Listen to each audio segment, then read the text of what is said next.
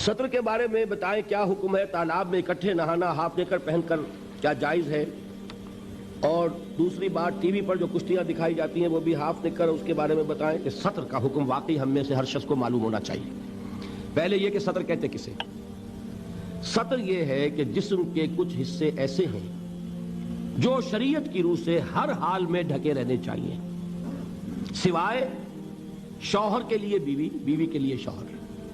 یہ تو چونکہ قرآن نے کہا ہن لباس لکم وانتم لباس لہن، ان کے لیے تو کوئی سطر نہیں ہے۔ لیکن دوسری رعایت کیا ہوگی کہ کوئی سرجن ہو، کوئی ڈاکٹر ہو، اس نے معائنہ کرنا ہو، کوئی ضرورت ہے، لیڈی سرجن نہیں مل رہی ہے تو مرد سرجن سے بھی سرجری کرائی جا سکتی ہے جان بچانے کے لیے۔ لیکن ان دو کے علاوہ کوئی شکل نہیں کہ جسم کا وہ حصہ کھلے۔ مرد کا کیا ہے؟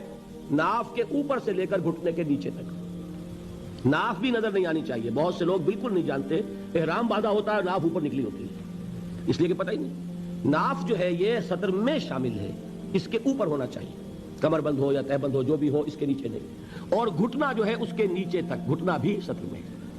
اب نکر وغیرہ جو ہے اس میں یہ سطر نہیں ہوتا، یہ ناجائز لباس ہے، اسلام کی روح سے حرام لباس ہے، اس میں کوئی اختلاف نہیں۔ یہ ہے مرد کا معاملہ۔ عورت کا معاملہ کیا؟ پورا جسم سطر ہے سوائے چہرے کی ٹکیا، ہاتھ یہ پہنچوں سے باہر، اور پاؤں ٹخنے سے نیچے۔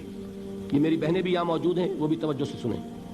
یہ عورت کا جسم سطر ہے، بال سطر میں شامل ہیں، یہ ڈھکے رہنے چاہیے۔ یہی وجہ ہے کہ عرب ممالک میں وہ رومال کا رواج ہے، ہمارے ہاں دوپٹے کا رواج ہے۔ باقی یہ ہے کہ شوہر کے سامنے کھل سکتا ہے، ڈاکٹر کے سامنے کھل سکتا ہے اس کے علاوہ، لیکن باقی کسی کے سامنے بھی، باپ کے سامنے، بھائی کے سامنے، بیٹے کے سامنے، کسی عورت کے سامنے جسم نہیں کھل سکتا سوائے تین حصوں کے: چہرے کی ٹکیا، پورا سر نہیں، ہاتھ کلائیوں تک، اور پاؤں ٹخنوں تک۔ یہ ہے کن کے لیے؟ یہ بھی محرم جو ہیں۔ اب ان کے لیے عورت چہرہ کھلا رکھ کر بھی سامنے آ جائے گی، نامحرم سے چہرہ بھی چھپانا ہے، یہ حجاب کہلاتا ہے، یہ سطر نہیں ہے، یہ حجاب ہے۔ سطر حجاب کا حکم جو ہے وہ سورہ احزاب میں ہے۔ وہ کون ہے محرم جن کے سامنے عورت آ سکتی ہے چہرہ کھول کر؟ اس کی فہرست سورہ نور میں موجود ہے۔ اپنے باپ، شوہر کے باپ، اپنے بیٹے، شوہر کے بیٹے یعنی سوتیلے بیٹے، اپنے بھتیجے، شوہر کے بھتیجے نہیں، شوہر کا بھتیجا نامحرم ہے، اپنے بھانجے عورت کے، شوہر کا بھانجا نہیں، شوہر کا بھانجا نامحرم ہے۔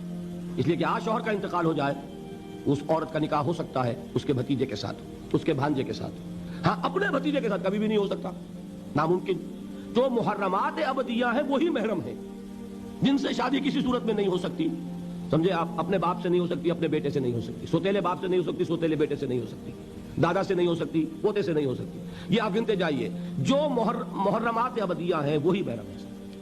ان کے سامنے عورت چہرہ بھی کھلا رکھ کر آ سکتی ہے، باقی کے سامنے آئے گی چہرہ چھپائے گی۔ یہ ہے اسلام کے احکام۔ اللہ تعالی ہمیں ان پر چلنے کی توفیق عطا فرمائے۔